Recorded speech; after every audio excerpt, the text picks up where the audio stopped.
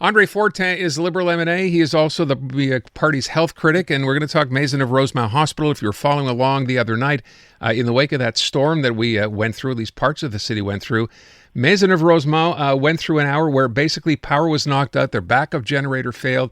There were surgeries being performed at the time. And again, it's just another story where you have to look at the government and wonder, why the hell are we not doing anything about this facility?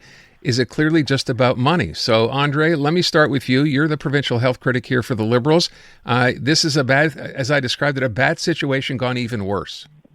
Yeah, I think it's highlighting a lot of the issues that Maisonneuve-Rosemont already has, that a lot of people knew were wrong with Maisonneuve-Rosemont, but it's certainly putting the government on the defensive, because that hospital has been slated to have a reconstruction for about 7 years now, and the government has pushed it off and re-announced it, pushed it off, re-announced it again. And obviously there are very serious issues with it. Not having backup generators working and having patients on the table as everything goes dark, that's something you see on a TV show. Yeah. It's not something you actually expect it in real life with real patients. So it's I think, once again, highlighting the fact that this hospital is at the very top of the priority list, and there's no reason to keep pushing reconstruction any longer anymore. What's the government's or Christian Dubé's answer, François Legault's answer as to why this is not happening? Because all we heard, once the price tag went to, $375 million, it was off the table.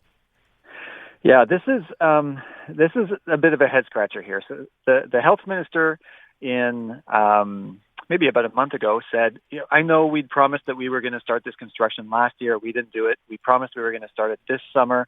We're not going to do it either. And he basically pointed to all of his cabinet colleagues and said, I can't get approval by the Council of Ministers. When you ask the other ministers and the infrastructure minister, he says, well, we have money for it, just not this year. We'll do it eventually. The health minister can come out and say it. So it's really a back and forth ping pong game here to find out what's actually happening. Best guess that anybody really has is that the premier, who seems completely uninterested in the subject of Maisonneuve-Rosemont, is the one blocking it. Because when we asked him about it yesterday, he basically said, yeah, you guys are a Montreal party. You suggest Montreal projects. We're a party of the regions, and we'll do projects in the region. To us, that is A, completely counterproductive to put Montreal against the regions, and B, that hospital receives patients from all over Quebec. It's a specialty center for a number of healthcare areas, and it's not just Montreal's East End hospital. It's a lot more than that. Well, I'm sure it's hard for people to hear that, right? This idea that, again, well, that's a Montreal hospital, and of course we know that the CAQ doesn't have much representation on the island. A bit of a slap, not a bit, it is a slap in the face to people here. And as you said, it's not just people in Montreal using that hospital. There are people from across the province who make use of its special services. Well, and even if it was a local hospital in Montreal, the stories coming out of Maisonneuve-Rosemont in not just this week, over the last couple of months, we've seen ants crawling all over people's dentures. There have been rodents roaming around the hospital. The ventilation system doesn't work anymore, and that's why the windows were open during the storm the other night, and it's what led to windows being blown up on a number of 4 different floors. The elevators don't work, and patients have been caught in them regularly, and now the electric system is not working.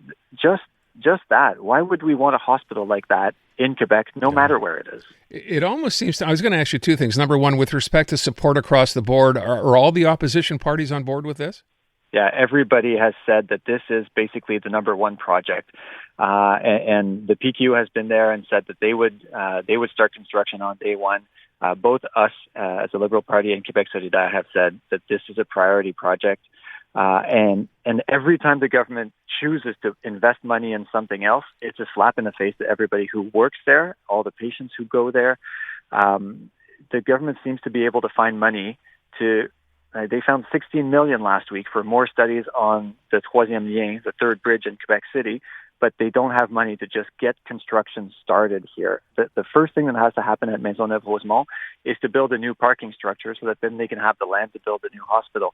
That's not a crazy amount of money. It's about $60 million, I believe, to start that new parking lot. And they can't even find that. That's where we're at in Quebec right now. Yeah, it's interesting. I saw someone post yesterday on X the idea that, the money that would be necessary here, and look at all the other things the country or the province has wasted money on, like Saclick now, of course, there's an investigation. That's over $1 billion. Northvolt, over $700 million. Line Electric, close to $200 million, and on and on and on. So I guess the next question, Andre, is what's next? How does this play out? Is it going to take a lawsuit from someone to wake this government up?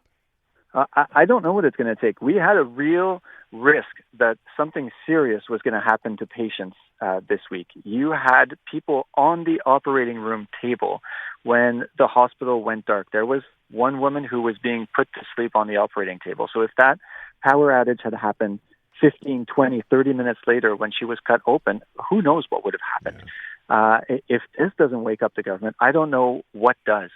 And I get that the government is facing a tight, difficult financial situation.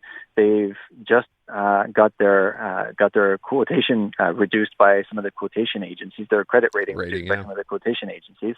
But this is a government that came in with a big surplus. We are now running the biggest deficit in the history of the province because we keep putting money into ridiculous projects by the CAQ, and it's coming at the cost of healthcare projects.